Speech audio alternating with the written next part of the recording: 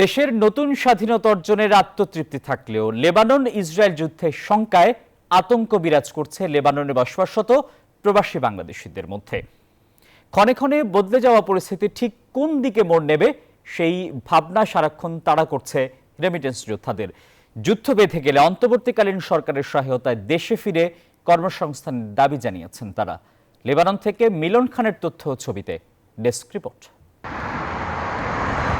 ওপারে দূরপ্রবাসী থেকে দেশের জন্য অকাতরে ত্যাগ স্বীকার করে যাওয়া প্রবাসীরা পেয়েছেন নতুন স্বাধীনতার স্বাদ। দায়িত্বও বেড়েছে বহুগুণে। সর্বোচ্চ রেমিটেন্স পাঠিয়ে দেশের অর্থনীতিকে সমৃদ্ধ করাই তাদের মূল লক্ষ্য। দ্বিতীয় স্বাধীনতা অর্জন করলো দেশ।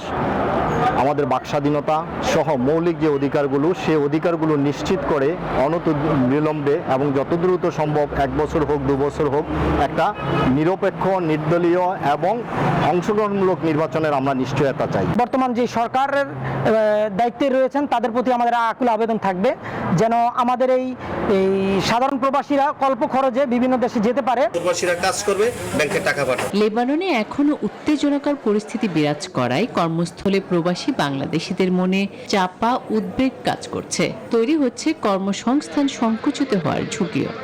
ইসরায়েলের সাথে একটা যুদ্ধের আভাস আমরা পাচ্ছি। যদি এই যুদ্ধের কোনো আভাস এই আমাদের লেবাননে আবার হয়, তাহলে আমাদের বাংলাদেশি প্রবাসী যারা আছি তাদের উপরে বিশাল একটা সংকটে আমরা পড়ে যাব। আমরা লেবাননে দীর্ঘদিন যাবৎ শুনতেছি যুদ্ধ হবে বা কিন্তু এখনো পর্যন্ত যুদ্ধ হয় নাই।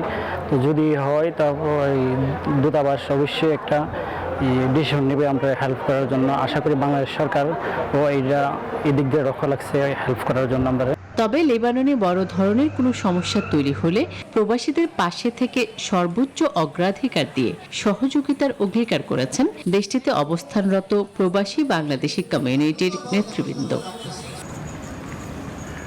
তবে দেশের অর্থনীতি মজবুত রাখতে সদা সচেষ্ট এই রেমিটেন্স যোদ্ধাদের রয়েছে নানান অপূর্ণতা, ভোগান্তির ইতিহাস। তাই সামনের যারাই ক্ষমতা আসুক এসব বিষয়ের দিকে নজর দিবেন বলে প্রত্যাশা প্রবাসী বাংলাদেশিদের। Desk report, news 24।